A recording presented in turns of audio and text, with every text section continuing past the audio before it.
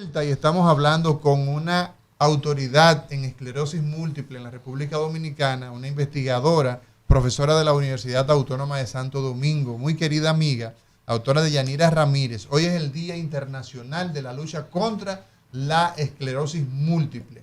Y decíamos que existe importancia en que las enfermedades prevenirlas, ¿verdad?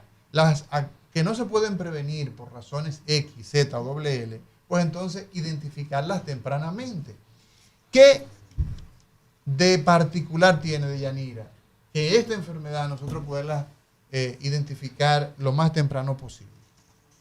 Es importante diagnosticarla a tiempo, desde el síndrome clínico aislado, o sea, desde ese primer síntoma con imágenes, característica y con líquido cefalorraquídeo positivo para esclerosis múltiple. ¿Por qué? Porque ya se sabe que a más temprano se inicia el tratamiento en un paciente, el pronóstico a largo plazo va a ser mucho mejor. Sabemos que la esclerosis múltiple es una enfermedad crónica, neurodegenerativa. ¿Qué significa eso de crónico? Crónico es que va a acompañar al paciente en toda su vida. No se cura. No tiene cura.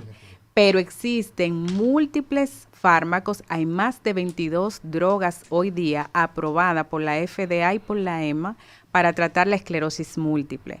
O sea, a más temprano yo hago el diagnóstico, a más temprano yo inicio una terapia en un paciente, el pronóstico de ese paciente para llegar a una esclerosis múltiple remitente recurrente, que es otra forma de presentación de la enfermedad.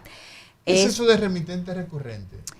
Vamos a hablar de los fenotipos. Okay. Ya dijimos, quedamos claros, diagnóstico rápido, certero e iniciar un tratamiento apropiado a las características particulares de ese paciente. Entonces, los fenotipos, y retomo la pregunta que se quedó en el aire cuando vimos la imagen. Si el paciente no tiene manifestación clínica, ninguna, ni otro hallazgo que avale, y lo que aparece en una resonancia es una imagen así única, es lo que se llama síndrome radiológico aislado. O sea, porque yo tengo una imagen con lesiones de esclerosis múltiple sin clínica ni otro de los 5 parámetros que utilizo para hacer el diagnóstico positivo, entonces eso es un síndrome radiológico. Eso lo que se hace es que se observa en el tiempo, no se trata, se le da seguimiento. Porque hay un paquete de imágenes. Tú sabes que hoy día, como tenemos resonancias de 1.53, las imágenes chulísimas, vemos muchas lesiones. En la consulta nos está llegando muchas lesiones de estas. Yo siempre las mando. Siempre le investiguen eso. Pero estas imágenes deben ser evaluadas por un neurólogo experto en el área de desmielinizante, porque no todas las imágenes hiperintensas en resonancia, en TED y en FLAIR son esclerosis múltiple. Exacto. Tienen unas características puntuales. Exacto. Entonces, por eso cada paciente que tenga lesiones debe ser evaluado por un experto en el área para saber si son de esclerosis múltiple o no. Pero volvemos a los fenotipos o la forma de presentación de la enfermedad.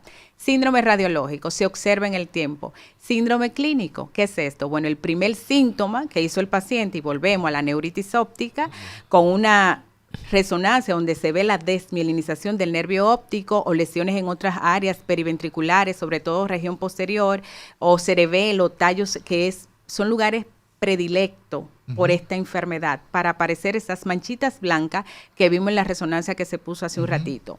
Entonces, este paciente puede tener bandas oligoclonales positivas en el líquido o un OCT o unos potenciales que estén alterados. Este paciente se debe iniciar en tratamiento de una vez para evitar que haga una conversión a esclerosis múltiple remitente recurrente. ¿Y qué es la esclerosis múltiple remitente recurrente? Es el fenotipo de presentación más frecuente de la esclerosis múltiple. Del 80 al 85% de todos los pacientes, cuando se le hace el diagnóstico, caen en esclerosis múltiple remitente recurrente. Esto es, hizo un primer evento clínico. Perdió la visión. Perdió la visión. Como te dije anteriormente, puede ir al oftalmólogo. Le dijo el oftalmólogo, todo está bien, o todo está bien. El paciente recupera, porque estos primeros síntomas, el paciente con estas recaídas, como se lo llama, o con estos síntomas nuevos o exacerbación de lo que tiene, el paciente puede recuperarse. Volvió la visión. Volvió su visión. Eso es lo que pasa casi siempre en inicio de la enfermedad, y ese es el prototipo más frecuente. Entonces, eso significa que es parte del cuadro clínico, de la manera en que se expresa la enfermedad, que usted pierda la visión, le duele el ojo y que días, semanas después o meses después, qué sé yo, pues recupere incluso sin tratamiento. Sin tratamiento, muy bien, sin tratamiento. Cuando viene el segundo brote o la segunda recaída o el segundo síntoma, como se le quiera llamar, el paciente aquí puede tener que un adormecimiento de una mano, una parestesia, una pérdida de la fuerza. Ya con este segundo evento, automáticamente, o la resonancia magnética que se haga control, que se hable de diseminación en tiempo y espacio. Tenía una lesión, por ejemplo, la imagen que vimos, una sola que vimos. Y al año yo le hago un control a ese paciente con ese síndrome clínico y tengo 2 o 3 más en otros lugares. Ya hay diseminación en tiempo y espacio. Entonces, esos son los criterios diagnósticos. Entonces, yo digo, este paciente ya no tiene un síndrome clínico aislado. Este paciente tiene una esclerosis múltiple remitente recurrente. ¿Por qué es remitente recurrente? Por lo que acabo de decir, el paciente hace síntomas, recupera, puede ser la recuperación total o parcial y vuelve a hacer otro síntoma. Que remite es que cura, ¿verdad? Se resuelve para aparentemente, claro está. O sea, resolvió el tema de la visión parcial o total y luego vuelve el problema y se puede manifestar con otra manifestación. Con otro síntoma. Entonces, pasado años, 15, 20 años, ahora más con estas terapias de alta eficacia que hay disponible para tratar esta enfermedad. Realmente que no es lo mismo cuando se padecía esclerosis múltiple en el 1995, hace varios años atrás. Cuando tú te formaste, ¿qué se hacía con la esclerosis múltiple en comparación con lo que se hace hoy, doctora Deyanira Ramírez? El paciente, por ejemplo, cuando me formé, cuando se hacía este primer brote, esta primera recaída, este primer síntoma, se observaba y se iniciaba tratamiento cuando hacía el segundo. Ya eso no se hace. Se inicia tratamiento desde el principio. Desde el primer brote. Claro. Desde el primer brote y luego, entonces, para evitar que haga el segundo, para retrasar. Mejor yo trato a mi paciente, mejor lo enfoco y lo trato personalizado con una esclerosis múltiple remitente recurrente. Veo si tiene factores de mal pronóstico o de buen pronóstico, con qué terapia lo voy a tratar. Con esto yo voy a retrasar lo que es la esclerosis múltiple secundariamente progresiva. Esto es la evolución natural de la enfermedad.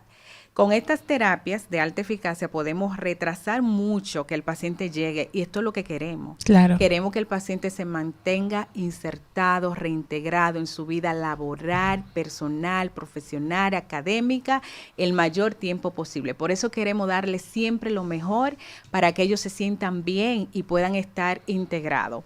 Porque cuando el paciente llega a una forma progresiva de la enfermedad, no hay recuperación. El paciente va acumulando lentamente, sin síntomas clínicos evidentes en otras ocasiones sí, pero el paciente va acumulando discapacidad.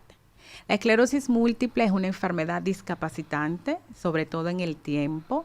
Es considerada hoy día la principal causa de discapacidad no traumática en adultos jóvenes, porque hablamos que es una enfermedad de gente jóvenes. Entonces nosotros lo que perseguimos es retrasar esta discapacidad en los pacientes. ¿Cuáles estrategias se pueden utilizar a sabiendas que nosotros no podemos, digamos que, prevenir esta enfermedad, pero que evidentemente se ha visto que pudieran ser buenas prácticas de vida para el paciente que padece de esta enfermedad o el que tiene algún familiar, tiene algún componente genético?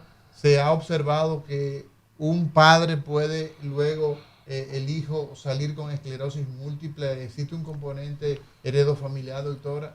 Y sobre todo esas condiciones higienodietéticas, ejercicio. Háblanos un poco de esto.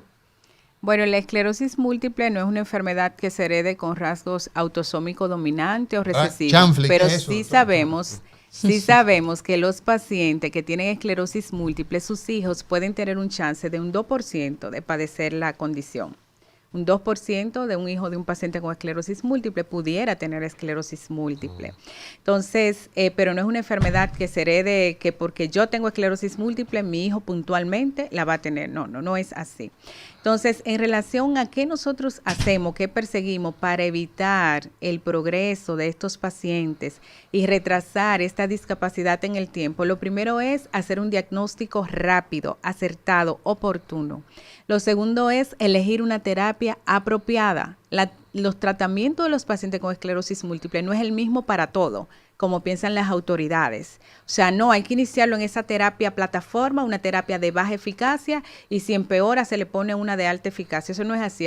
Hay algunos que pueden ir a terapia de plataforma o de primera línea, como se le llamaba anteriormente, pero hay pacientes que desde el día cero que se le hace el diagnóstico deben recibir tratamiento de alta eficacia, tratamiento fuerte para poder contrarrestar o mantenerlo controlado en la enfermedad. Esa es una estrategia 1A. El tratamiento de la esclerosis múltiple debe ser como cuando usted va a un sastre a hacerse un vestido, o sea, debe quedar ajustado. A cada paciente. Le sirve a cada paciente, no es que todo para todo. Por eso es bueno que en nuestro país tenemos tratamiento de alta eficacia y tenemos tratamiento, pero hay 22 aprobados y solamente actualmente tenemos 6 o 7 en el programa de alto costo. Sería bueno que se aperturara, que ahora mismo no se están incluyendo pacientes nuevos, muy pocos, pero todos tienen el derecho de recibir la terapia, y también que se aperturara para que estas nuevas moléculas que son de alta eficacia y que son apropiadas para algunos pacientes para que también entren al programa. Pero aparte de todo esto mencionado, el manejo de un paciente con esclerosis múltiple es interdisciplinario. O sea, el paciente debe recibir la consulta con nutrición, con psicología, con psiquiatría, con neuropsicología, con ginecología, con urología en caso de ser necesario. O sea que es un manejo de varios especialistas, no es un manejo solo del neurólogo. En relación a mejorar la calidad de vida en estos pacientes, tenemos el sueño, el descanso, 1A, el consumo de sustancia, o sea, de alcohol, el fumar. Se sabe que el paciente con esclerosis múltiple que fuma va a progresar rápidamente en la enfermedad. Es mal pronóstico, no se puede fumar ni consumir ningún tipo de sustancia. El alcohol no es dejarlo total, pero muy limitado por los fármacos que se utilizan también para tratar la condición. Entonces hay que saber, por ejemplo, para la fatiga, que es un síntoma muy discapacitante. Tú sabes lo que es tú levantarte. Ellos se quejan mucho, los pacientes, y hay que entenderlo. Tú levantarte y a 2 horas o 3 horas tú sentir ya que tú no puedes más. Ya está agotado. Que estás agotado, o sea, que perdiste toda tu energía. Entonces, este es un síntoma que hay que ver si el estado de ánimo está afectado, si no está durmiendo bien, una dieta baja en grasa, en carbohidratos, una dieta rica en proteínas. Se aconseja el consumo de salmón, el consumo de la vitamina D3, vitamina rica en vitamina D, y en todos los tipos de vitaminas, todas son favorables. También el ejercicio, es recomendable hacer ejercicio, los pacientes con esclerosis múltiple, para mantenerse más activos. La terapia cognitivo-conductual, terapia de relajación, o sea, estimular el cerebro, mantenerlo activo también para evitar o enlentecer este deterioro cognitivo que se ve en estos pacientes. O sea que realmente es un manejo que debe ser de muchas cosas, y claro, los pilares siempre, o el tendón de Aquiles de toda patología, no solo de la esclerosis múltiple, es el descanso, la alimentación y el ejercicio. Esto es cardinal en los pacientes. Doctora, tomando en cuenta que esta es una enfermedad que afecta a pacientes jóvenes, esas mujeres que tienen esclerosis múltiple y desean salir embarazadas, ¿cuáles medidas deben tomar? ¿O no puede una paciente con esclerosis múltiple salir embarazada? Claro que sí, una paciente con esclerosis múltiple se puede embarazar. O un paciente que tiene esclerosis múltiple y quiere tener un hijo con su pareja, también la puede embarazar, pero esto es planificado. Ok, ¿Qué tomar en cuenta? Hay que tomar en cuenta, hay que hacer una planificación familiar. Y la planificación familiar va desde elegir la terapia, o sea, elegir el medicamento para ese paciente, el tiempo apropiado. Lo recomendable es que el paciente, si tiene esclerosis múltiple, tenga por lo menos 2 años estable de su enfermedad, sin síntomas nuevos, sin actividad en la resonancia. Y también es importante saber y destacar hoy aquí que hay moléculas, o sea, hay terapias de las que se utilizan en la esclerosis múltiple que no es recomendable que la paciente quede embarazada tomando esta molécula, porque pudieran aumentar el riesgo de las malformaciones congénitas. O sea que sí se pueden embarazar, pero debe ser un embarazo planificado, tanto con su ginecólogo como con el neurólogo que la sigue. Primero, hay algunas terapias, son la minoría, pero que se pueden utilizar durante el embarazo en caso de ser necesario, que ese paciente se pueda perfilar en esa terapia, pero hay otras que no son aconsejadas. Esclerosis múltiple entonces es una enfermedad de rico porque consumir salmón, esos medicamentos que aparentemente son esas moléculas son bastante caras. ¿Cuáles, y hablamos en el transcurso del programa, la enfermedad de las 1000 caras, cuál es la cara que más frecuente aparece, que permite hacer el diagnóstico precoz de una esclerosis múltiple? Hay 2 síntomas que son cardinales en estos pacientes, se puede decir 3. El primero, la pérdida de visión. El segundo, las lesiones en la médula, que cuando el paciente baja la cabeza siente como un corrientazo que se le va a toda la espalda, que es lo que se conoce como el signo de Lhermitte. Que el paciente sienta debilidad de los brazos o las piernas, y también a veces los síntomas de parálisis de los nervios de los ojos, motores oculares, como uno le llama, que dé sensación de visión doble al paciente, o que un ojo, como dice la gente, este mira para un lado y este para el otro. O sea, que se va desarrollando en días a una semana, por ejemplo. Estos son como síntomas que son bastante común en los pacientes con esclerosis múltiple. Bueno, y en relación a que es una enfermedad de gente rica, sí, pero hasta los ricos se quedan en el camino. Por eso el programa de alto costo, que opera desde el 2016, que inició una visionaria, la doctora Giselle Vázquez, fallecida de nuestra querida UAS.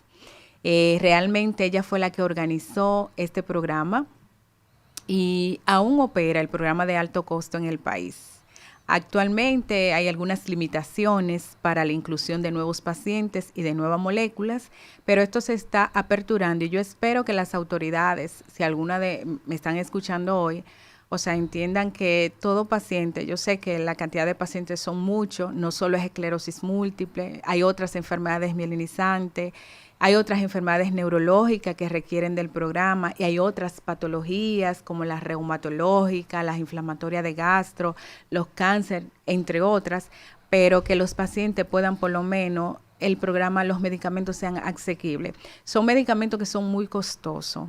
Realmente un paciente comprarse el medicamento, por más dinero que tenga, podrá sostenerlo algunos meses, pero pagárselo siempre es imposible. Claro. Y como mencionaba anteriormente, sabemos que los pacientes cada día aumentan más. Entonces, tenemos que tener esto pendiente, tomarlo en consideración, porque de verdad que los pacientes lo necesitan y esto le cambia la vida. O sea, cuando usted ve un paciente que le llegue en una silla de rueda con una pérdida de visión y usted le inicia un tratamiento de esto, de alta eficacia, y usted recibe el paciente 3 meses, 6 meses después al año, usted lo ve caminando, claro, integrado, que volvieron a trabajar, o sea, una satisfacción que eso realmente no tiene precio. Y eso podemos lograrlo haciendo una terapia integrada y dándole al paciente la oportunidad de que pueda recibir el medicamento que le vaya, o sea, el que le quede a ese paciente en ese momento. Y de manera oportuna. Exactamente, y un tratamiento oportuno, porque nada hacemos con darle un tratamiento al paciente cuando ya llega a una forma progresiva, secundaria, donde ninguna molécula va a revertir esa discapacidad, escala de discapacidad que el paciente acumuló, que ya el paciente está con un bastón, con un andador o en silla de rueda, postrado en una cama. En ese momento no vale la pena ofertar una de estas terapias. Doctora Deyanira, si alguna de las personas que nos escuchan en este programa quisiera aproximarse a la Fundación Renacer, sí, ¿cómo lo hace? ¿Cuál es el mecanismo? ¿Qué hace la Fundación Renacer con estos pacientes antes de irnos? La Fundación Renacer es, como le dije, la Fundación Dominicana de Esclerosis Múltiple. Solamente tienen que contactar vía telefónica a la secretaria, ya se les recibe a todos los pacientes. Los pacientes todos son bienvenidos. Realmente allá se trata un ambiente muy caluroso y afable. De hecho, hoy la Fundación Renacer tiene una actividad con una psicóloga que va a dar una charla, y también vamos a estar algunos neurólogos allá presentes para responder sus inquietudes, las inquietudes que tienen los pacientes. Y también decirle que el programa de alto costo opera en el Hospital Padre Vigini, o sea, la unidad, mejor dicho, de enfermedades desmielinizantes, porque el programa de alto costo eso está en otro lugar. Pero allá tenemos la unidad de enfermedades desmielinizantes. No toda enfermedad desmielinizante es una esclerosis múltiple. Hay otras patologías desmielinizantes que también hay que hacerla visible, como son los desórdenes del espectro, NMO y MOGAD, y otras más que están todavía en estudio. Hay que invitar a la doctora Yanira de nuevo para Claro, hacer claro. otros programas. Así es. Y queremos recordarle a la gente que la doctora Deyanira Ramírez tiene su consulta privada en el Centro Médico Monumental. Allí usted se comunica al 809-475-1472, extensión 400, para que pueda hacer su cita e ir en busca de una revisión neurológica para confirmar que todo esté bien con la salud de su cerebro. Doctora, muy agradecidos de poder tenerle por aquí hoy y que la gente se quede con esta información tan valiosa con relación a esta enfermedad, y que también si alguien que nos ha escuchado está sufriendo, tiene algún paciente con esclerosis múltiple, sepa a quiénes dirigirse y sepa que también hay un programa que está brindando esta ayuda a los pacientes que lo necesitan. Muchísimas gracias, doctora, por acompañarnos hoy. Gracias a ustedes por la invitación. Realmente para mí fue un placer compartir este espacio con ustedes y educar a la población y hacer visible la esclerosis múltiple. Así es. Bueno, a ustedes gracias por el favor de su sintonía. Será hasta mañana cuando nos reencontremos aquí en Cátedra Médica, porque la salud merece respeto.